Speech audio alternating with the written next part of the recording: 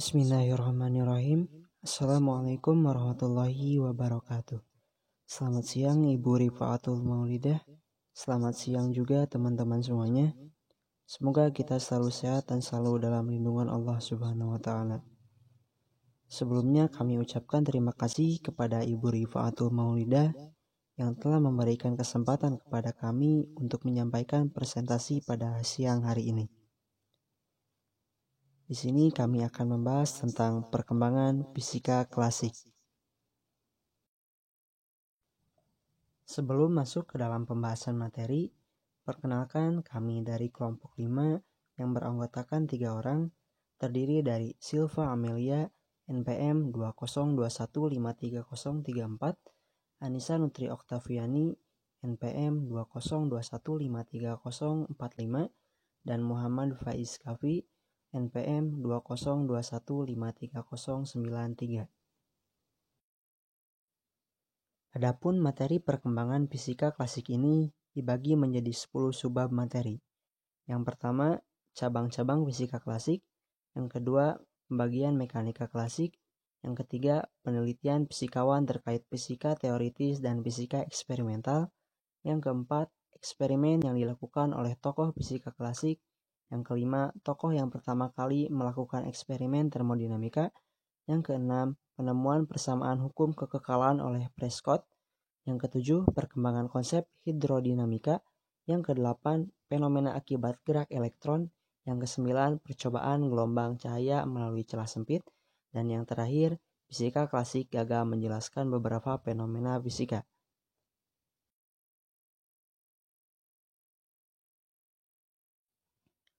Untuk selanjutnya, masuk ke dalam subbab yang pertama, yaitu cabang-cabang fisika klasik. Cabang-cabang fisika klasik. Yang pertama, yaitu mekanika klasik. Mekanika klasik adalah bagian dari ilmu fisika yang mengenai gaya yang bekerja pada benda. Sebagian besar konsep dasar di dalam mekanika klasik memanfaatkan hukum gerak Newton. Mekanika klasik dibagi menjadi beberapa sub-bagian lagi, yaitu statika atau mempelajari benda diam, kinematika mempelajari benda bergerak, dan dinamika mempelajari benda yang terpengaruh gaya. Yang kedua, termodinamika klasik. Termodinamika adalah fisika energi, panas, kerja, entropi, dan kespontanan proses. Termodinamika berhubungan dekat dengan mekanika statik, di mana hubungan termodinamika berasal pada sistem tempat terjadinya proses perubahan wujud atau pertukaran energi. Termodinamika klasik tidak berhubungan dengan kinetika reaksi atau kecepatan suatu proses reaksi berlangsung. Karena itu, penggunaan istilah termodinamika biasanya merujuk pada termodinamika kesetimbangan, yang mana konsep utamanya adalah proses kuasi-statik yang diidealkan. Yang ketiga, elektrodinamika klasik. Elektrodinamika atau elektromagnetisme klasik atau elektrodinamika klasik adalah cabang fisika teoritis yang mempelajari interaksi antara muatan listrik dan arus listrik menggunakan ekstensi model Newtonian klasik. Yang keempat, teori relativitas khusus dan umum.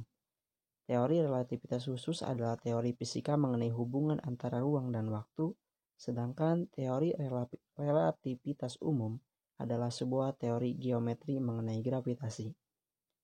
Yang kelima, teori chaos klasik. Suatu teori yang menjelaskan perubahan yang bersifat kompleks dan tak dapat diprediksi atau sistem-sistem dinamik yang peka terhadap kondisi awal.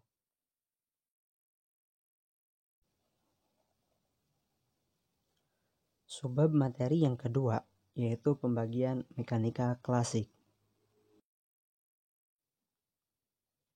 Mekanika klasik adalah bagian dari ilmu fisika mengenai gaya yang bekerja pada benda. Mekanika klasik dibagi menjadi beberapa bagian, yaitu statika atau mempelajari benda diam, kinematika mempelajari benda bergerak, dan dinamika mempelajari benda yang terpengaruh gaya. Yang pertama yaitu statika.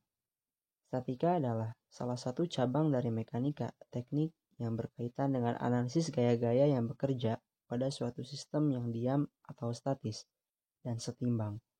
Gaya-gaya yang dimaksud di sini pada umumnya termasuk gaya itu sendiri dan juga momen. Yang kedua, kinematika. Kinematika adalah cabang dari mekanika klasik yang membahas gerak benda dan sistem benda tanpa mempersoalkan gaya penyebab gerak.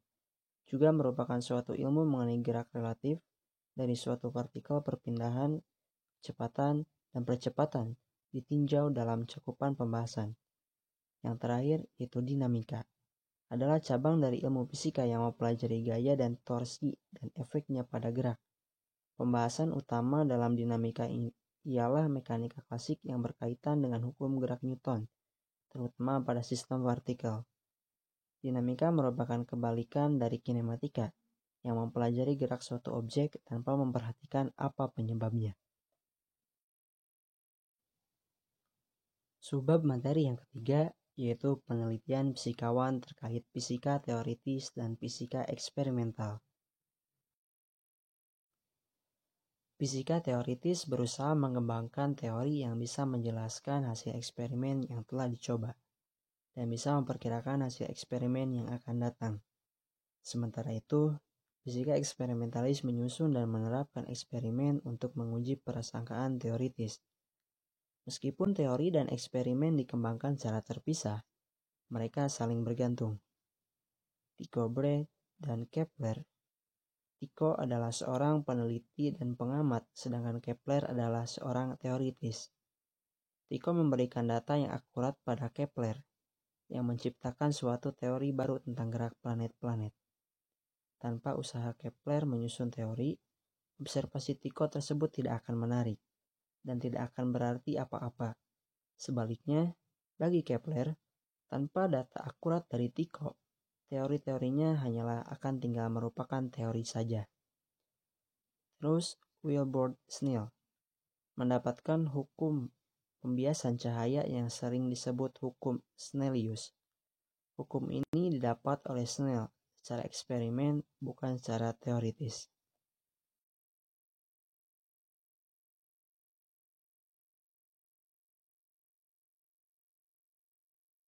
Eksperimen yang dilakukan oleh tokoh fisika klasik. Yang pertama ada Benjamin Thomson atau yang lebih dikenal sebagai Count Rumford.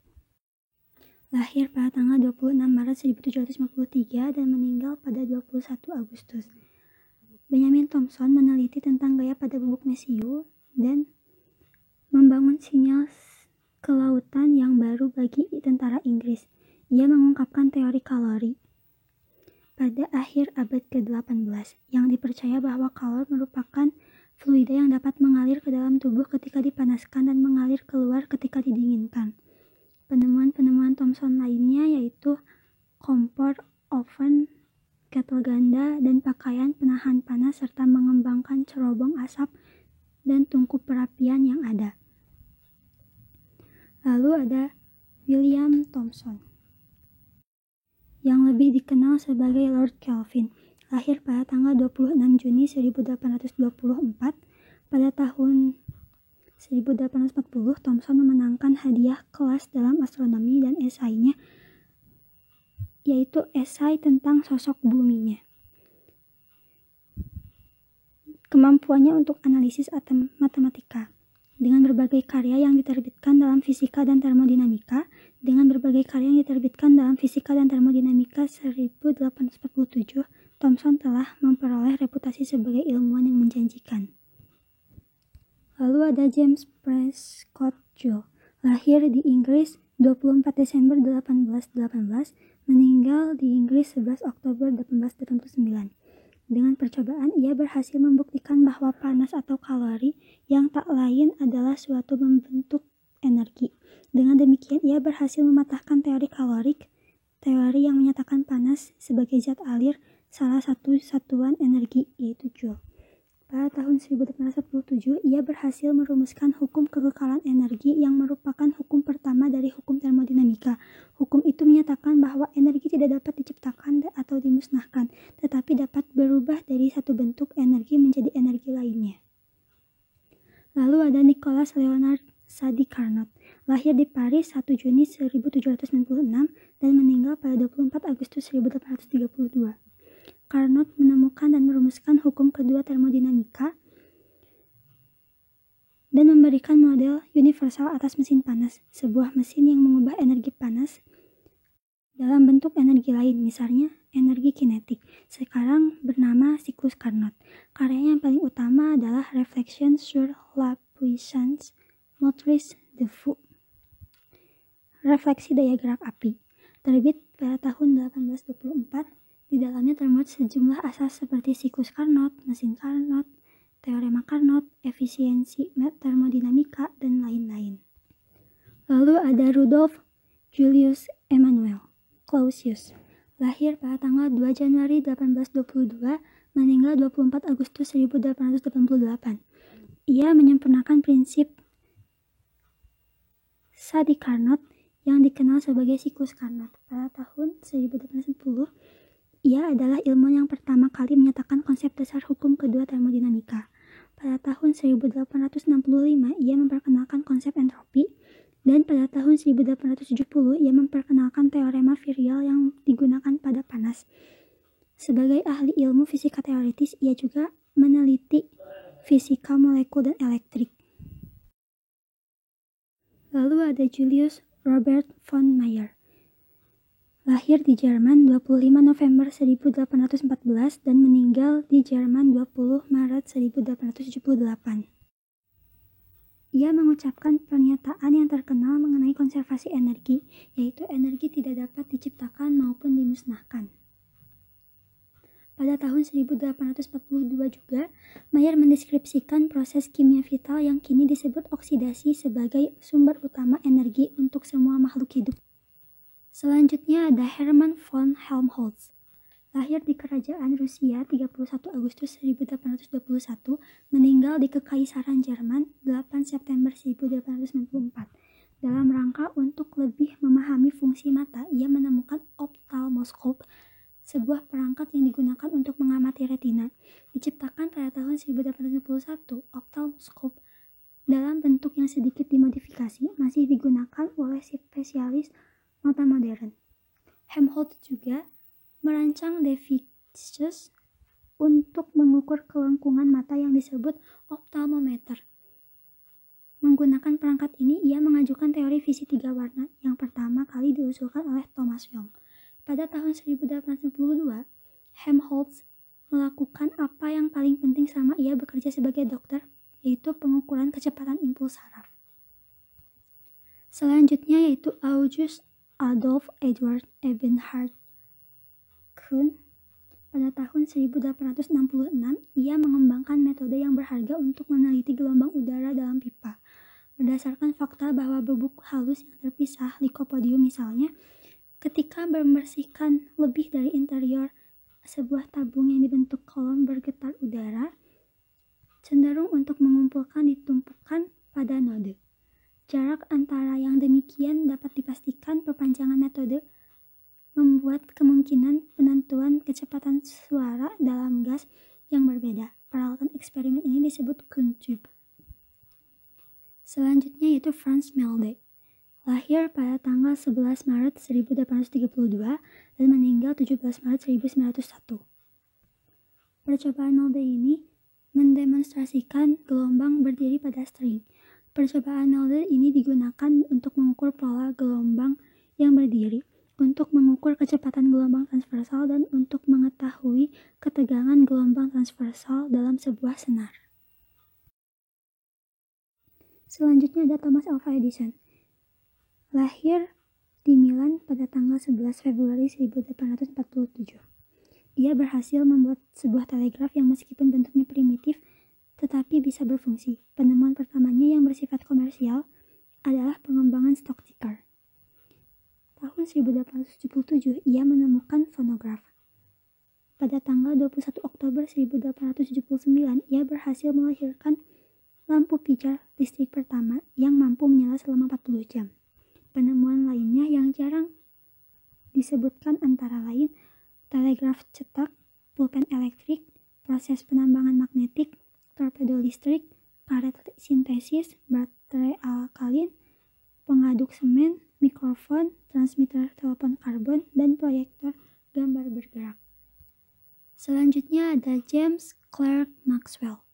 Lahir di Edinburgh 13 Juni 1831, meninggal di Cambridge 15 November 1879 pada umur 48 tahun. Ia berpendapat bahwa banyak persamaan umum yang bisa terjadi dalam semua keadaan. Semua hukum-hukum listrik dan magnet yang sudah ada sebelumnya dapat dianggap berasal dari pendapat Maxwell. Begitu pula sejumlah besar hukum lainnya yang dulunya merupakan teori yang tidak dikenal. Lalu ada Augustin Jean Fresnel, tahun 1788 dan meninggal 1827. Independen menemukan kembali interferensi dan mulai mempelajari teori gelombang cahaya. Difraksi efek seperti tepi samar bayangan dan bayangan pinggiran diketahui telah diamati pada abad ke-17. Namun, sebelum penemuan gangguan pada tahun 1801, baik teori gelombang maupun teori partikel bisa menawarkan penjelasan yang cocok untuk efek. Di tahun 1816, Fresnel menunjukkan bahwa fenomena difraksi berbagai sepenuhnya dijelaskan oleh interferensi gelombang cahaya. Dia mungkin yang paling dikenal sebagai penemu lensa Fresnel. Pertama kali diadopsi dalam mercusuar ketika dia menjadi komisaris Prancis mercusuar dan ditemukan di banyak aplikasi saat ini. Selanjutnya ada Michael Faraday, lahir 22 September 1791, meninggal 25 Agustus 1867 pada umur 75 tahun. Dia juga menemukan alat yang nantinya menjadi pembakar bunsen yang digunakan hampir di seluruh laboratorium sains sebagai sumber panas yang praktis. Lalu dia juga menemukan hukum Faraday 1 dan hukum Faraday 2. Selanjutnya ada Joseph Henry. Pada tahun 1831, ia berhasil menemukan bel listrik. Di tahun 1835, ia menemukan relay, dan penemuan lainnya adalah mesin yang menggunakan elektromagnetik untuk gerak. Hal ini merupakan cikal bakal lahirnya motor DC modern.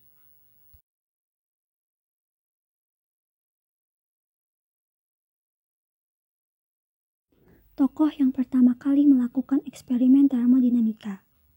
Sejarah berkembangnya ilmu termodinamika berawal dari sejak manusia mulai memikirkan tentang panas. Orang yang pertama kali melakukannya adalah Aristoteles. Dia mengatakan bahwa panas adalah bagian dari materi atau materi tersusun dari panas. Penalaran yang dilakukan oleh Aristoteles ini diteruskan oleh Galileo Galilei yang menganggap bahwa panas adalah sesuatu yang dapat diukur dengan penemuannya berupa termometer air. Beberapa abad setelahnya, Sir Humphrey Davy dan Kuhn Rumford menegaskan bahwa panas adalah sesuatu yang mengalir. Kesimpulan ini mendukung prinsip kerja termometer, tapi membantah pernyataan dari Aristoteles. Seharusnya hukum ke-0 termodinamika dirumuskan saat itu. Akan tetapi termodinamika belum berkembang sebagai ilmu, maka belum terpikirkan oleh para ilmuwan. Dua sistem dalam keadaan setimbang dengan sistem ketiga, maka ketiganya dalam saling setimbang satu dengan yang lainnya. Pada tahun 1778, Thomas Alva Edison memperkenalkan mesin uap yang mengkonversi panas menjadi kerja mekanik. Mesin tersebut disempurnakan oleh Sir Carnot. Saat itu dia berupaya menemukan hubungan antara panas yang digunakan dan kerja mekanik yang dihasilkan. Hasil pemikirannya merupakan titik awal perkembangan ilmu termodinamika klasik dan beliau dianggap sebagai bapak termodinamika. Pada tahun 1845, James Prescott Joule menyimpulkan bahwa panas dan kerja adalah dua bentuk energi yang satu sama lain dapat dikonversi. Kesimpulan ini didukung pula oleh Rudolf Clausius, Lord Kelvin atau William Thomson, Helmholtz, dan Robert Mayer. Selanjutnya, para ilmuwan ini merumuskan hukum pertama termodinamika. Setahun sebelumnya, Lord Kelvin telah memperkenalkan istilah termodinamika melalui makalahnya An Account of Carnot's Theory of the Motive Power of Heat. buku pertama tentang termodinamika yang ditulis oleh William Rankine pada tahun 1859. Penemuan persamaan hukum kekekalan oleh Prescott. Penemuan persamaan hukum kekekalan oleh Prescott. Pada tahun 1840, James menerbitkan sebuah karya ilmiah tentang panas yang dihasilkan oleh arus listrik. Lalu pada tahun 1843, ia menerbitkan kelanjutan karya ilmiahnya tentang bagaimana mengubah kerja menjadi panas. Ia melakukan eksperimen menggunakan roda berpedal. Setelah itu, James merumuskan pemikiran fisika tentang kesetaraan energi mekanik dan energi panas. 4 tahun kemudian, ia menemukan teori hukum kekekalan energi yang merupakan hukum termodinamika yang pertama. Pada tahun 1847, James bertemu dengan Lord Kelvin atau William Thomson di acara diskusi sains. Lord Kelvin tertarik dengan penemuan-penemuan James dan karya-karya ilmiah yang pernah dipublikasikan. Ia pun mengajak James untuk bekerja sama. Dari kerjasamanya, maka lahirlah suatu konsep fisika yang disebut efek Joule-Thomson. Efek Joule-Thomson lalu berkembang menjadi ilmu yang mempelajari tentang sifat materi pada suhu yang sangat rendah. Ilmu itu disebut sebagai kriogenik. Hukum kekekalan energi menyatakan bahwa energi tidak dapat dimusnahkan, tetapi dapat dirubah ke dalam bentuk lain. Hal ini berarti energi tidak dapat dimusnahkan, tapi dapat diubah dalam bentuk lainnya untuk dimanfaatkan kepentingan energi. Menurut hukum ini, terdapat 3 energi yang bekerja, yaitu energi kinetik, potensial, dan energi mekanik. Energi kinetik merupakan usaha yang dibutuhkan untuk menggerakkan sebuah benda dengan massa tertentu dari keadaan diam hingga mencapai kecepatan tertentu. Energi potensial adalah energi yang dimiliki benda karena posisi ketinggian benda tersebut. Lalu sedangkan energi mekanik adalah energi yang berhubungan dengan gerak dan posisi dari sebuah benda. Rumus hukum kekekalan energi adalah energi mekanik 1 sama dengan energi mekanik 2, atau energi kinetik 1 plus energi potensial 1 sama dengan energi kinetik 2 plus energi potensial 2.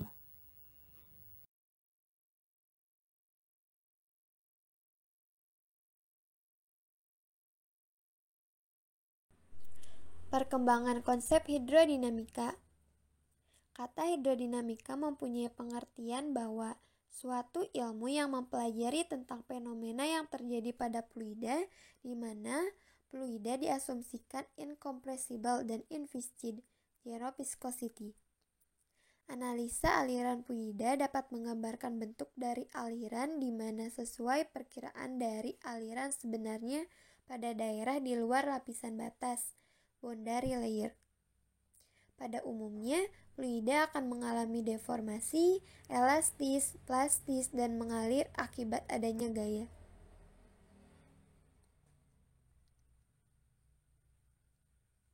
Kata hidrodinamika pertama dikenalkan oleh Daniel Bernoulli pada tahun 1700 sampai 1783 untuk mengenalkan dua macam ilmu hidrostatik dan hidraulik.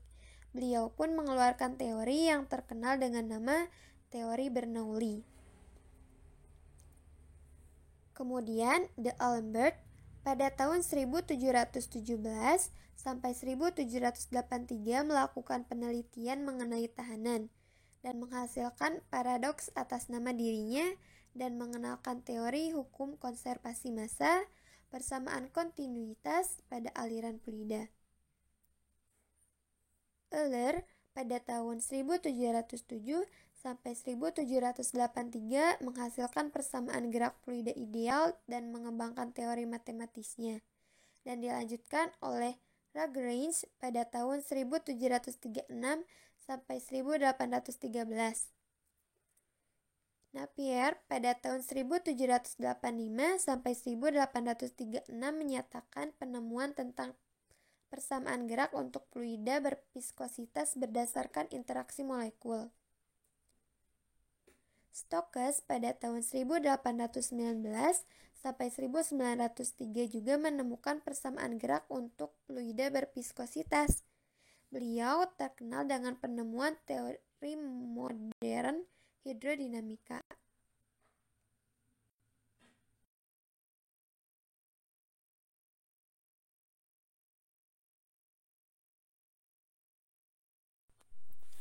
Fenomena akibat gerak elektron. Elektrodinamika adalah sebuah kajian di mana ia menganalisis fenomena akibat gerak elektron. Materi yang berkaitan dengan elektrodinamika adalah tentang listrik dan juga kemagnetan. Elektrodinamika disebut sebagai listrik yang dapat bergerak atau listrik dinamis.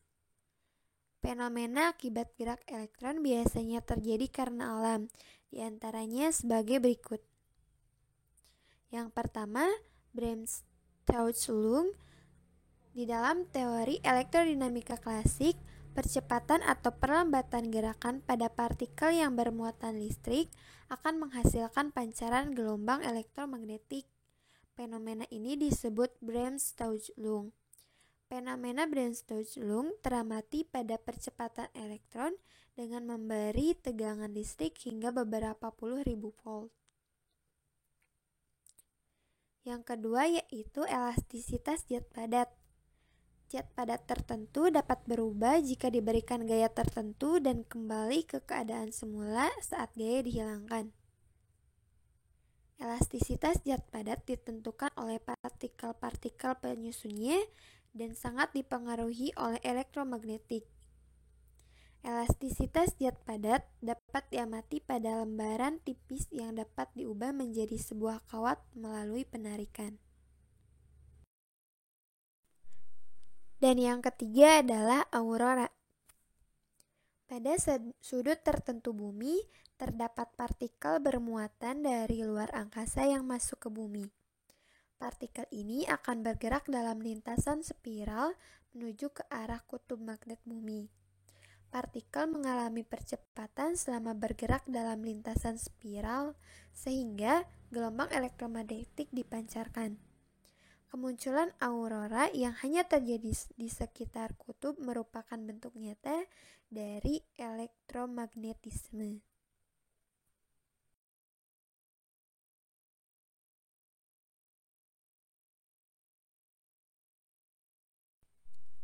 Percobaan gelombang cahaya melalui celah sempit. Percobaan gelombang cahaya melalui celah sempit oleh Thomas Young yaitu: pertama-tama, cahaya melewati satu celah. Selanjutnya, cahaya melewati dua celah sempit. Saat cahaya melewati dua celah sempit, gelombang cahaya akan saling berpadu dan membentuk gelombang cahaya gabungan.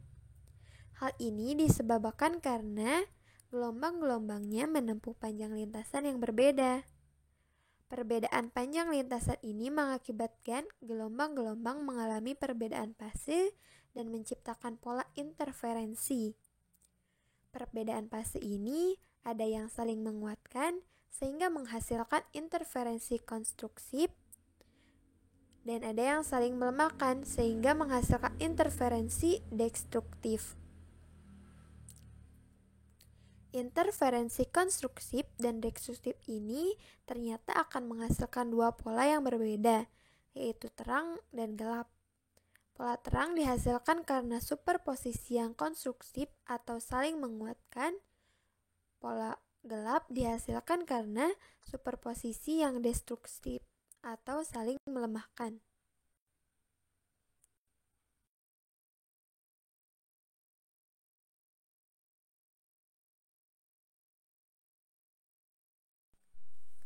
Fisika klasik gagal menjelaskan beberapa fenomena fisika. Yang pertama, fenomena radiasi benda hitam. Kegagalan fisika klasik bermula di akhir abad ke-19, ketika para ilmuwan tidak mampu menjelaskan fenomena radiasi benda hitam. Meskipun tidak ada benda yang benar-benar hitam sempurna di dunia ini, secara teori benda hitam akan menyerap semua cahaya yang datang tanpa memancarkan radiasi energi berupa panas, seperti benda-benda lainnya. Namun, faktanya, benda hitam tetap memancarkan radiasi energi dengan tingkatan atau intensitas yang berbeda. Intensitas ini dapat diprediksi dengan mengetahui temperatur menggunakan hukum Rayleigh-Jeans.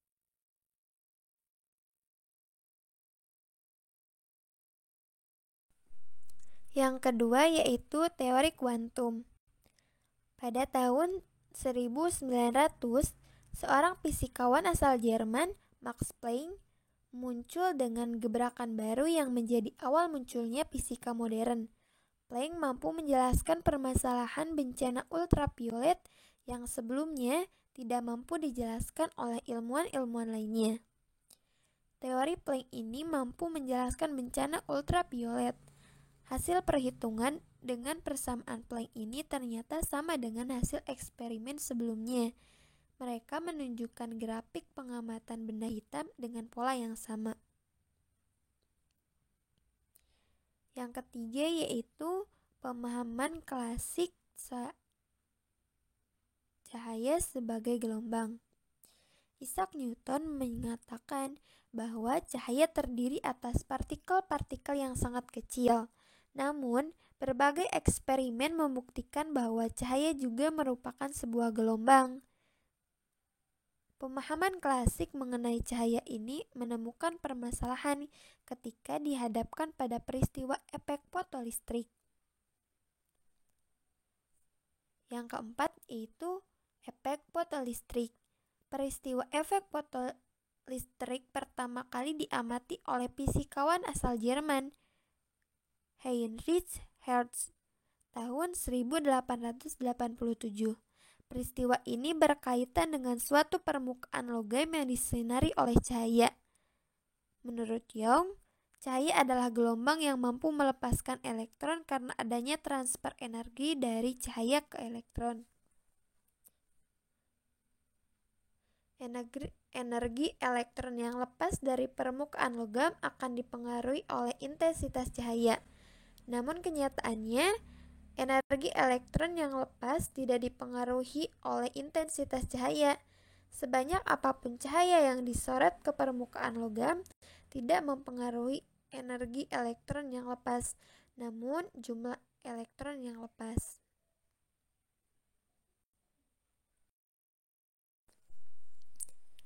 Yang kelima atau yang terakhir yaitu pemahaman cahaya sebagai partikel. Einstein berpendapat bahwa sifat cahaya sebagai partikel berperan pada efek fotolistrik. Einstein mengatakan bahwa cahaya adalah partikel yang memiliki massa dan momentum, sehingga partikel bisa bertumpukan. Cahaya sebagai partikel ini dikenal dengan nama foton. Elektron-elektron yang lepas dari logam merupakan hasil tumbukan elektron dengan foton cahaya. Setelah saling bertumbukan, foton akan musnah karena menyerahkan energinya kepada elektron yang tertumbuk dan elektron baru bisa lepas dari permukaan logam apabila melewati energi ambangnya. Sisa energi dari foton tadi menjadi energi kinetik maksimal elektron setelah elektron bebas dari logam. Dari sana dapat disimpulkan bahwa selain menjadi gelombang, cahaya juga dapat berperilaku sebagai partikel.